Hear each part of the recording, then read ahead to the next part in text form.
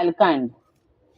मुनि प्रसादु कही द्वार सिधाए, रानी न तब मही देव बोलाए। दिये दान आनंद समेता, चले विप्रवर आशिष देता। ही सर्व मुनींची कृपा आहे असे म्हणून ते बाहेर आले. मग राण्यांनी ब्राह्मणांना बोलाविले आणि त्यांना आनंदाने दाने दिली. श्रेष्ठ ब्राह्मण आशीर्वाद देत निघून गेले. सो जाचकलिये हंकारी दिन्ही, निछावरी कोटी विधी। चिरुजीवहु सुतचारी चक्रवर्ती, दशरथ के। मग भिक्षुकांना बोलावून कोट्यवधी प्रकारच्या देणग्या त्यांना दिल्या. चक्रवर्ती महाराज दशरथ यांचे 4 पुत्र चिरंजीव होत.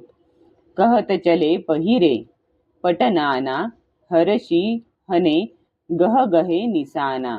समाचार सब लोगन्ह पाये, लागे घर घर होन बधाये। असे म्हणत ते अनेक प्रकारची सुंदर वस्त्रे धारण करून निघाले. नगारेवाले आनंदाने मोठ्या जोराने नगारे वाजवू लागले. सर्व लोकांना वार्ता समजली. तेव्हा घरोघरी आनंदोत्सव सुरू झाला. भुवनचारी दसभरा उछाऊ, जनकसूता रघुवीर बिहाऊ। सुनी शुभ कथा लोग अनुरागे, मग गृह गली सवारन लागे। 14 लोक उत्साहाने भरून गेले. जानकी व रामचंद्र यांचा विवाह होणार आहे ही शुभ वार्ता ऐकून लोक प्रेममग्न झाले आणि रस्ते घरे व गल्ल्या सजू लागले. यद्यपि अवध सदैव सुहावनी, रामपुरी मंगलमय पावनी। तदपि प्रीती कै प्रीती सुहाई, मंगल रचना रची बनाई। जरी अयोध्या ही नित्य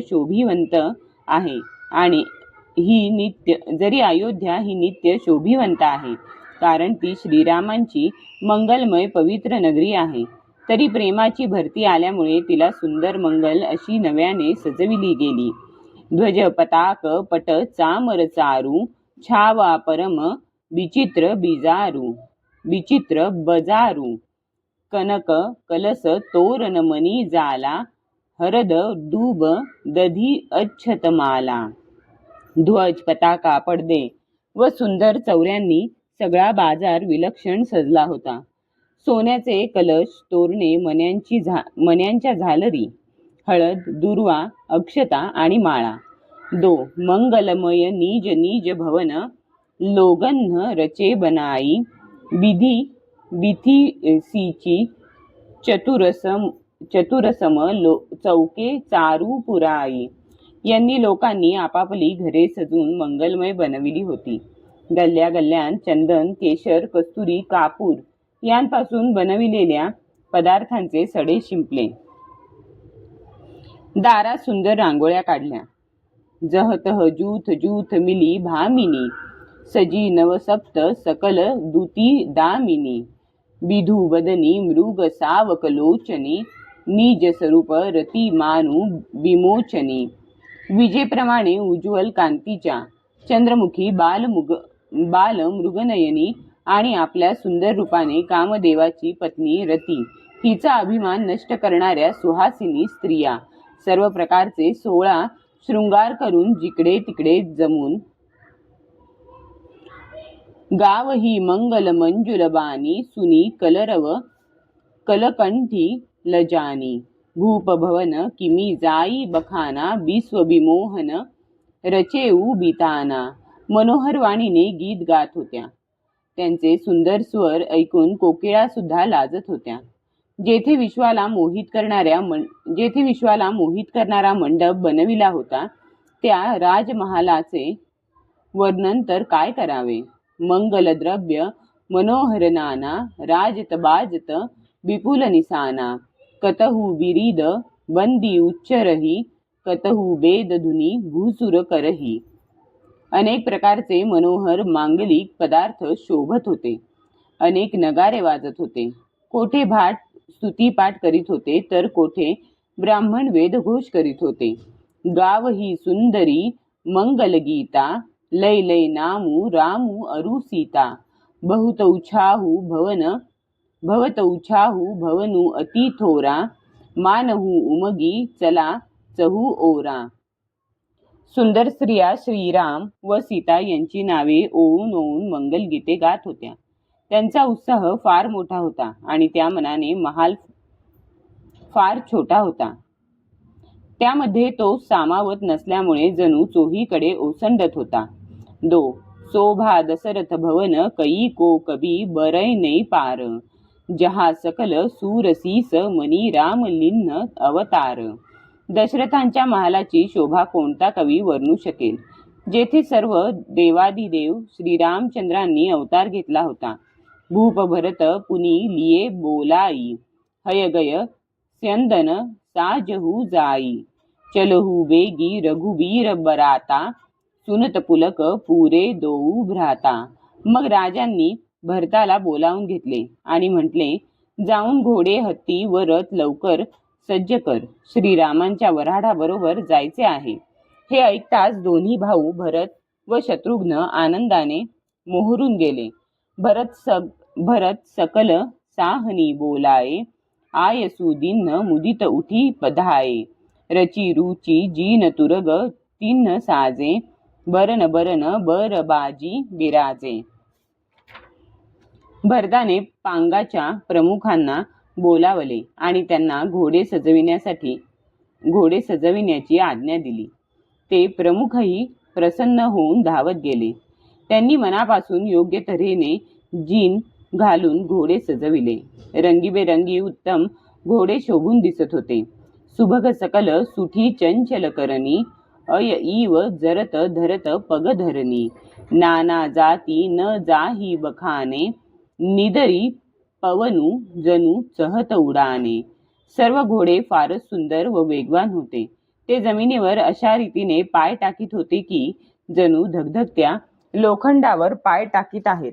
अनेक जातींचे घोडे होते. त्यांचे वर्णन करता येत नाहीत. ते वेगवान चालीने जणू हवेला मागे टाकून पळू पाहत होते. तीन सब छयल भये असवारा, भरत सरीस बय राजकुमारा.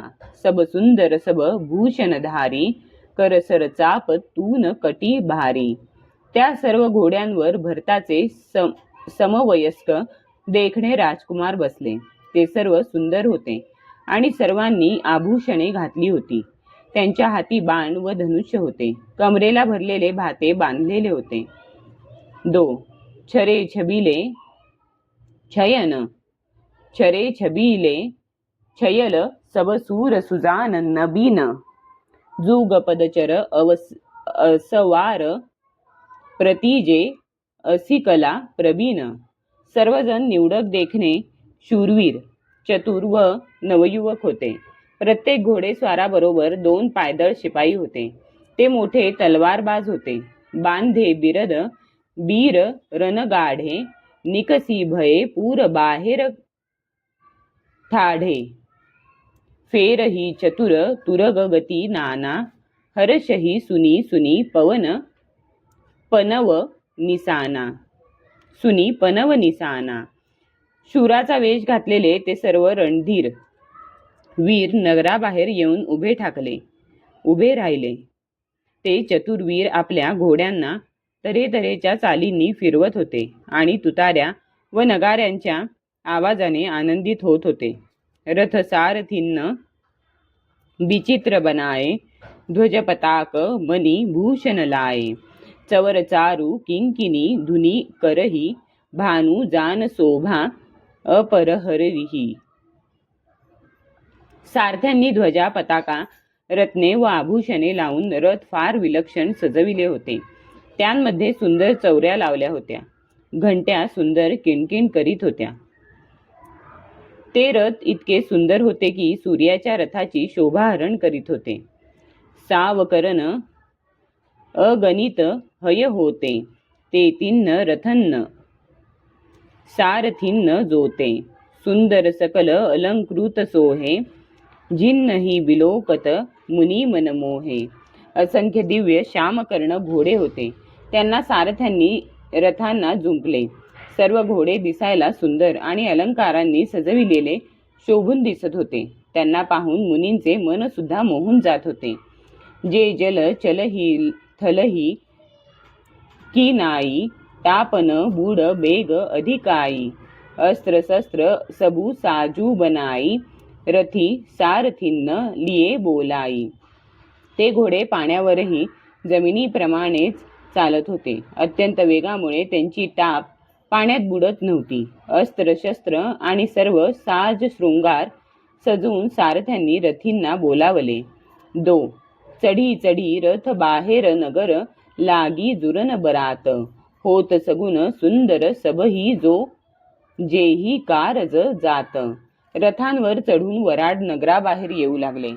कामासाठी जात असलेल्या सर्वांना शुभशकून होत होते. कलित करी बरन्नी परी अंबारी कही न जाही जेही भाती सवारी चले मत्त गजघंट बिराजी मनहू सुभग सावन घनराजी. श्रेष्ठ हत्तींच्या वर सुंदर अंबाऱ्या होत्या. त्या अशा प्रकारे सजविल्या होत्या की काही सांगता येत नाही. मस्त हत्ती घंट्यांनी सुशोभित होऊन चालत होते. जणू श्रावणातील सुंदर घन समूह गर्जना करीत जात असावेत. बाहन अपर अनेक विधाना शिबिका सुभग सुखासन जाना तिन्ह चढी चले विप्रवर वृंदा जनु तनु धरे सकल श्रुती छंदा. सुंदर पालख्या सुखासनी शिबिका आणि रथ इत्यादी इतरही अनेक प्रकारची वाहने होती. त्यांवर विद्वान ब्राह्मणांचे समूह आरूढ होऊन निघाले. जणू ते सर्व वेदांचे छंदरूप शरीर धारण करून निघाले होते. मागधसूत बंदी गुणगायक चले जान चढी जो जेही लायक बेसर उंट वृषभ बहुजाती चले वस्तू भरी अगणित भाती. मागध सूत भाट आणि गुणगान करणारे हे सर्वजण आपापल्या योग्यतेप्रमाणे वाहनांमध्ये बसले. अनेक जातींची खेचरे उंट व बैल हे असंख्य प्रकारच्या वस्तू वाहून नेत होते. कोटींन कावरी चले कहारा विविध वस्तू को बरैने पारा चले सकल सेवक समुदायी निज निज साजू समाजू बनाई. कोट्यवधी हमाल सामानाच्या कावडी उचलून निघाले होते. त्यांमध्ये इतक्या प्रकारच्या इतक्या वस्तू होत्या की त्यांचे वर्णन कुणाला करता येईल. सर्व सेवकांचे जथ्थे आपापले गट करून निघाले.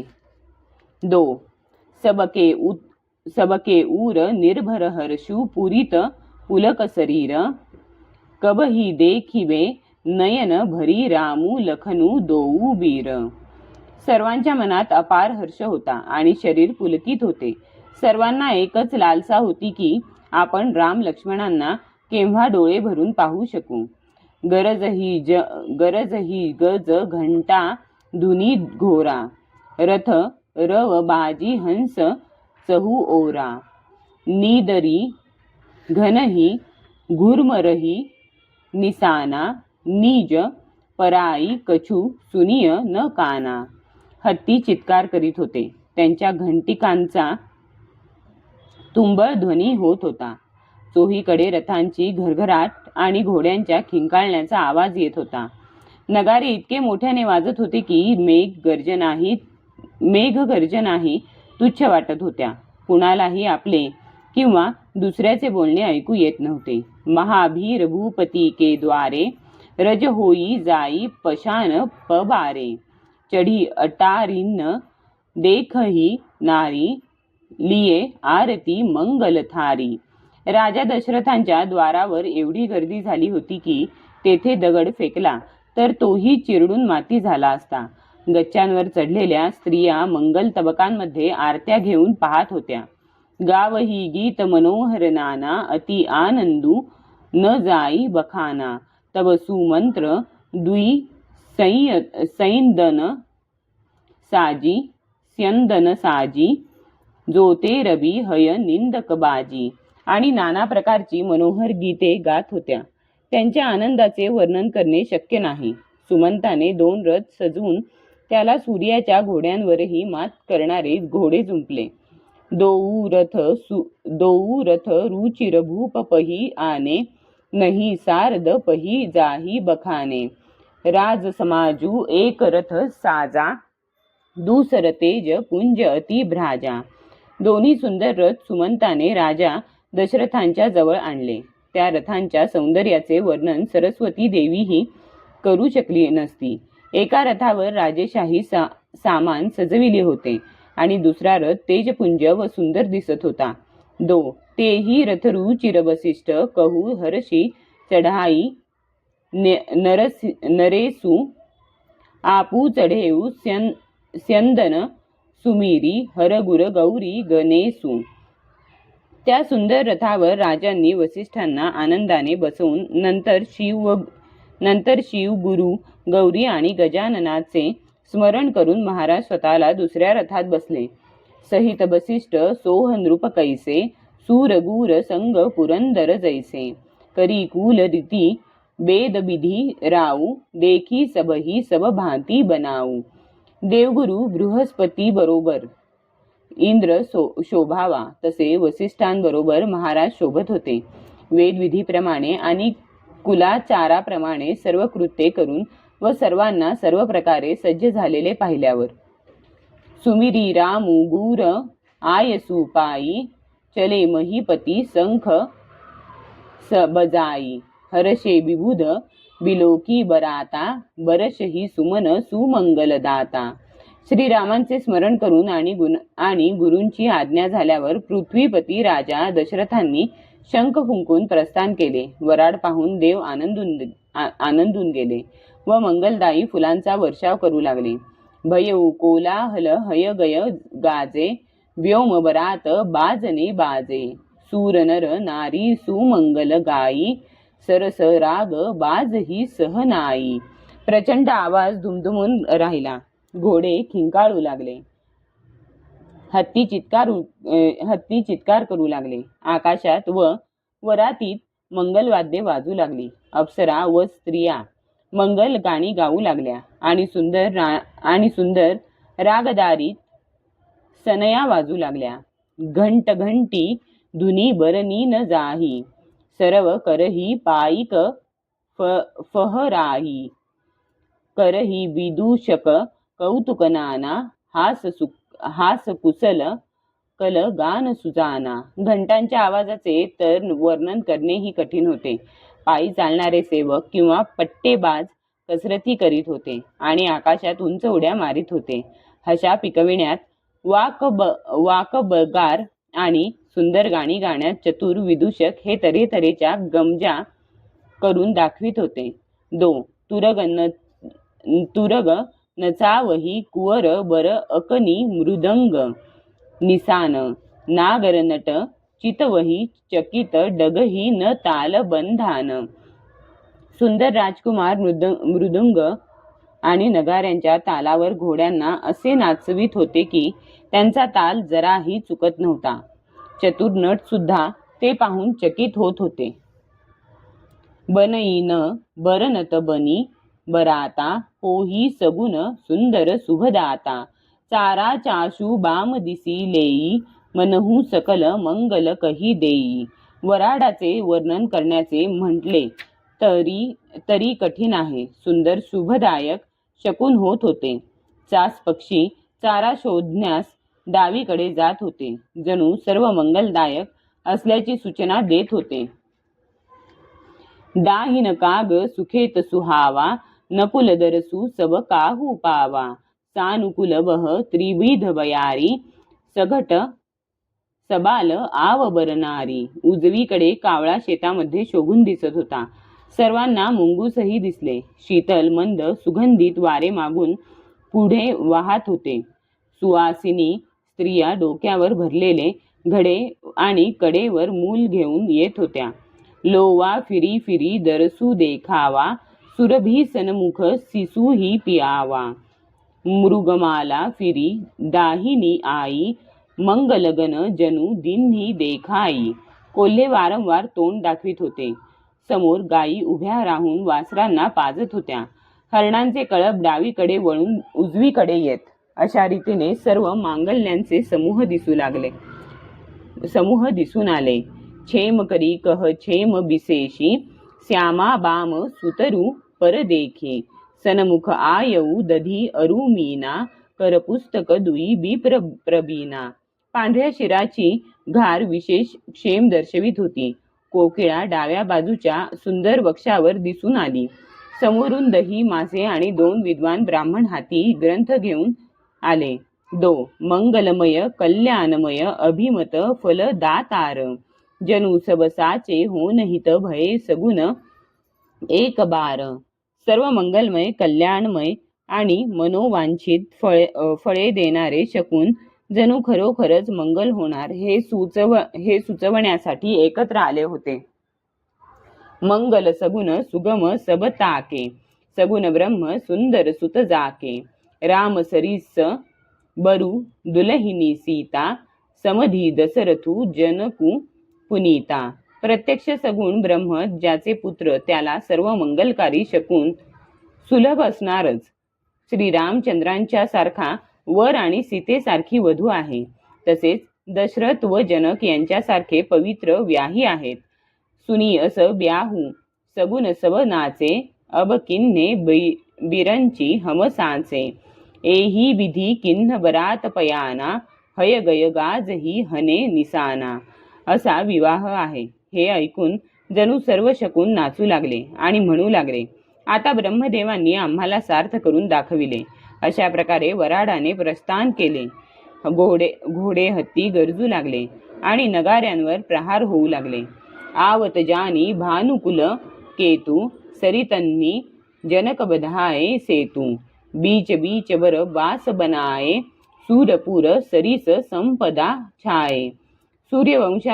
सूर्यवंशाची कीर्ती पताका असलेले दशरथ येत आहेत हे समजल्यावर जनकांनी नद्यांवर पूल बांधले. वाटेमध्ये त्यांना राहण्याची चांगली सोय केली. तेथे देवलोकीची संपदा भरली होती. असन सयन बर बसन सुहाय, पावही सब नीज नीज मन भाय. नीत नूतन सुख लखी अनुकूले, सकल बरातींना मंदिर भूले. आणि तेथे वराडी मंडळींना आपापल्या आवडीचे उत्तम भोजन, बिछाने आणि वस्त्रे मिळत होती. मनाप्रमाणे नित्य नवीन सुखे पाहून सर्व वराडी मंडळींना आपापल्या घरांचा विसर पडला. आवत जानी बरात बरसुनी गह गहे, निसान सजी गज रथ पदचर तुरग लेन चले अगवान. मोठ्या जोरजोराने वाजणाऱ्या नगाऱ्यांचा आवाज ऐकून आणि श्रेष्ठ वराडी येत आहेत हे कळल्यावर त्यांचे स्वागत करण्यासाठी हत्ती, रथ, पायदळ आणि घोडे सजवून त्यांना आणण्यासाठी निघाले. मासपारायण 10वा विश्राम.